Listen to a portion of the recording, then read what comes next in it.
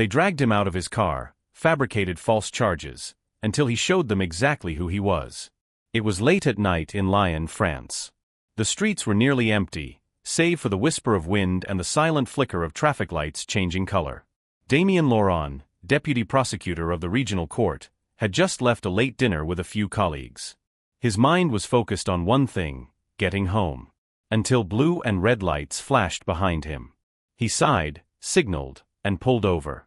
His hands moved out of habit, wallet out, documents ready. He hadn't run a light. He wasn't speeding.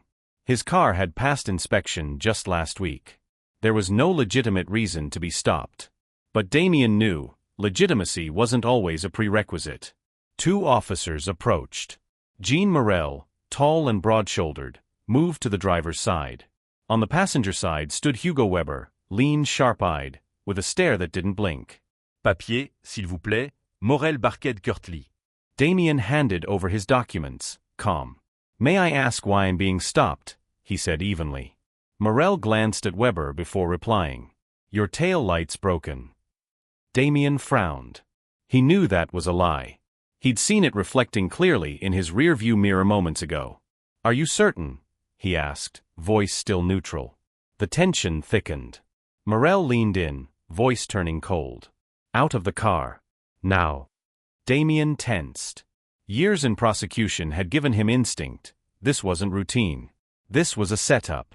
I won't exit my vehicle without a legitimate reason, he replied. Weber gave a crooked grin, his hand resting near his baton. Because we said so. Damien took a deep breath. I have the right to know why I'm being ordered out. But Morel was done pretending. He yanked the door open, grabbing Damien's wrist. The seatbelt jerked across Damien's shoulder, straining painfully. What do you think you're doing? Damien growled. No answer. In a flash, Weber swung around and twisted his arm back. The cold snap of handcuffs bit into his skin. Resisting a public officer, Morel muttered, like he was reading from a script. Damien was shoved against the hood of his own car. His heart pounded, not with fear but fury. They thought they knew who he was. They thought they held the power. But they were completely wrong. The courtroom in Lyon was packed that morning. Papers rustled, voices whispered, and the judge entered with the usual solemnity. Yet beneath it all, a thick tension simmered like a pot ready to boil over. Damien Laurent sat at the defendant's table. His back was straight, his eyes unwavering. Today, he wasn't here as a prosecutor. He was the accused. Resisting arrest. Disturbing the peace. Obstruction of justice. All fabricated. But Damien knew, in court, the truth wasn't what mattered. What could be proven did. High on the bench, Judge Genevieve Renaud peered down through slim spectacles. Known for her rigidity, conservatism, and disdain for what she called loss of control, she didn't spare Damien more than a second's glance. That was all he needed to see she had already decided who she thought he was. On the prosecution side, Paul Delettre moved with smug certainty, nodding to officers Morel and Weber like teammates in a fixed match. They sat with arms folded, the same arrogance on their faces as the night it all began. Delettre began, voice steady and dispassionate. Your Honor, this case is straightforward. A man, asked to step out during a routine traffic stop, refused, became agitated, and forced officers to restrain him for public safety. Damien sat still, breathing slow. He wasn't listening with his ears, but with experience. With the memory of all the times he'd watched lies flow like honey and go unchallenged. Julien Fournier, his lawyer, a former prosecutor turned defense attorney, stood sharply. Objection. There is no video evidence supporting the behavior described. Judge Renaud waved it off. Noted. Proceed. Delettre smirked. Indeed. There's no footage. The dashboard camera, conveniently, was non-functional that night. But the officers' testimonies are sufficient. Of course it was, Damien thought. It always is. Morel was called first. He recited a tale like a rehearsed script, Damien yelling, refusing to cooperate, moving suspiciously. Weber added his flavor, he tensed. His hand pulled back. We felt threatened. Every word was a lie. Damien clenched his fists beneath the table. He had built a career exposing tactics like these, and now he was drowning in them. Judge Renaud turned to the defense. Mr. Fournier, anything else? Julian looked at Damien. A small nod. Your Honor, I call Mr. Damien Laurent to testify. The room shifted. Eyes turned, whispers ceased. Damien stood. Steady. Unflinching. Because he knew what was coming next would change everything. Damien stepped up to the witness stand, hair neatly combed, gaze steady. When sworn in, he gave a quiet nod. The courtroom held its breath, a silence heavy with anticipation. Prosecutor Delettre approached, his stride calm, but his eyes sharp with intent. Mr. Laurent, would you say you complied fully with police instructions on the night in question? Damien replied evenly. I asked why I was being ordered out of my vehicle. That is not illegal. Delettre gave a dismissive smile, gesturing to the jury as though performing. So you refused to exit the car? I exercised my right to ask for a lawful reason. There was no sign of a violation. No warrant. No probable cause. Delettre stepped closer, trying to press. And despite multiple commands, you still did not comply. I complied with the law. I did not comply with an abuse of power. A low murmur swept the room. Judge Renaud tapped her gavel softly, saying nothing. Delettre shifted tactics. You're not exactly an ordinary citizen, are you? I'm not sure what you mean. I think you know exactly who you are. And the jury deserves to know too. Damien exhaled slowly. He glanced toward his lawyer. Fournier gave a slight nod. From the folder below the stand, Damien drew out a small metal badge and set it gently on the surface. I am Damien Laurent, Deputy Prosecutor of the Regional Court of Lyon. The courtroom didn't explode, it froze. A silence so sharp it cut the air. Some heads turned. A few whispers escaped. Delettre took half a step back. His voice faltered for the first time. You're a federal prosecutor? Damien nodded, voice calm and clear. And I know exactly what rights I'm entitled to. I also know exactly what the truth is. Judge Renaud straightened in her seat. The aloofness vanished. Her expression stiffened, as though a cold hand had brushed her spine. Damien turned to her directly, unblinking. If I hadn't held this position, I might already be wrongly convicted, and no one would ever know. Weber shifted uneasily in his seat. Morel stared at the floor, avoiding every gaze. Delettre tried to salvage. We weren't informed of your status. If you had disclosed. I had no obligation to tell them who I was. The police are obligated to act within the law, regardless of who they're facing. And just like that, the silence in the courtroom stopped being empty, it became heavy. A kind of unspoken verdict pressed down on the room. No judge needed to speak. No jury needed to decide. The truth was already in the room, and it was undeniable. Damien stepped up to the witness stand, hair neatly combed, gaze steady. When sworn in, he gave a quiet nod. The courtroom held its breath, a silence heavy with anticipation. Prosecutor Delettre approached, his stride calm, but his eyes sharp with intent. Mr. Laurent, would you say you complied fully with police instructions on the night in question? Damien replied evenly. I asked why I was being ordered out of my vehicle. That is not illegal. Delettre gave a dismissive smile, gesturing to the jury as though performing. So you refused to exit the car? I exercised my right to ask for a lawful reason. There was no sign of a violation. No warrant. No probable cause. Delettre stepped closer, trying to press. And despite multiple commands, you still did not comply. I complied with the law. I did not comply with an abuse of power. A low murmur swept the room. Judge Renaud tapped her gavel softly, saying nothing. Delettre shifted tactics. You're not exactly an ordinary citizen, are you? I'm not sure what you mean. I think you know exactly who you are. And the jury deserves to know too. Damien exhaled slowly. He glanced toward his lawyer. Fournier gave a slight nod. From the folder below the stand, Damien drew out a small metal badge and set it gently on the surface. I am Damien Laurent, Deputy Prosecutor of the Regional Court of Lyon. The courtroom didn't explode, it froze. A silence so sharp it cut the air. Some heads turned. A few whispers escaped. Delettre took half a step back. His voice faltered for the first time. You're a federal prosecutor? Damien nodded, voice calm and clear. And I know exactly what rights I'm entitled to. I also know exactly what the truth is. Judge Renaud straightened in her seat. The aloofness vanished. Her expression stiffened, as though a cold hand had brushed her spine. Damien turned to her directly, unblinking. If I hadn't held this position, I might already be wrongly convicted, and no one would ever know. Weber shifted uneasily in his seat. Morel stared at the floor, avoiding every gaze.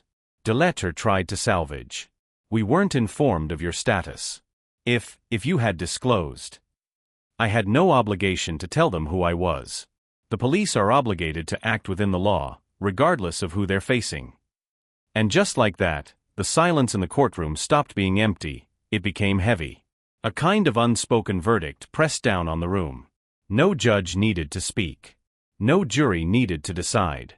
The truth was already in the room, and it was undeniable. Judge Renaud set her fountain pen down, folding her hands deliberately before her. Her eyes shifted quietly, from Damien to the two police officers seated below. Inspector Weber, Sergeant Morel, would either of you like to amend your testimony? Silence. Taut as wire. Weber clenched his fists, knuckles pale under the strain. Morel glanced sideways at Delettre, searching for guidance, but the prosecutor had lowered his gaze, offering none.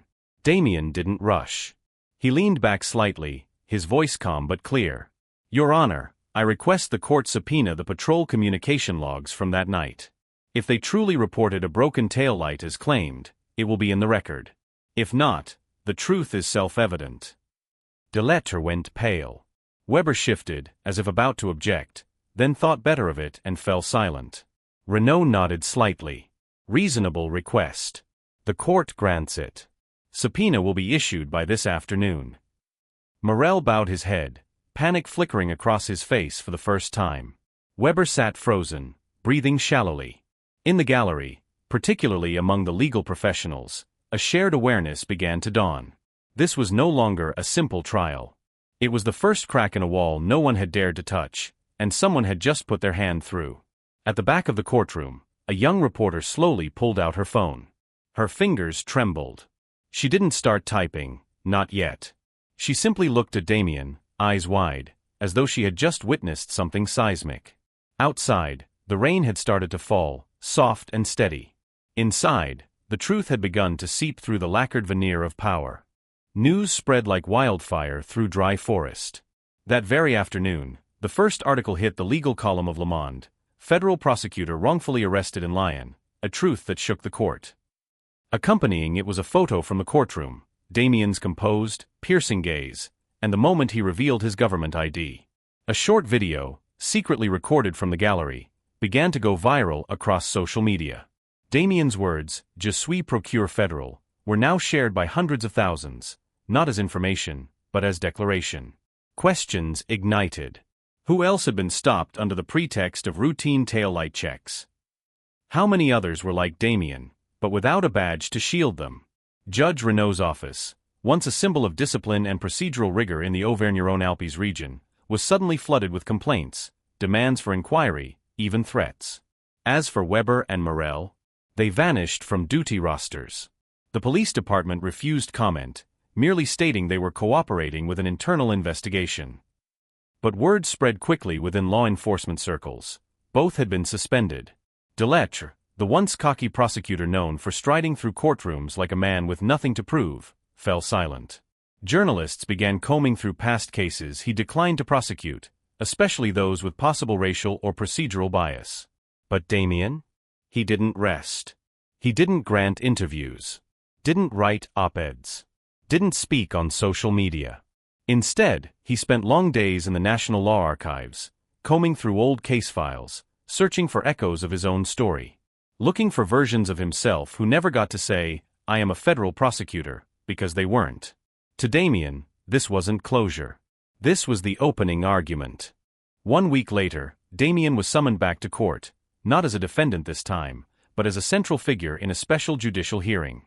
The Regional Judicial Oversight Council had convened all involved parties, calling for a full review of the incident, from the arrest report and internal memos to audio logs between officers on that fateful night. The courtroom was unusually silent. No jury. No public spectators. But present were 3 senior judges, a representative from the French Ministry of Justice, and a crowd of journalists waiting just beyond the heavy wooden doors. Damien was called to the front. No oath required, no defense to mount. He simply spoke, in a voice calm, measured, and exact, recounting what had happened. No embellishment. No bitterness. Just facts.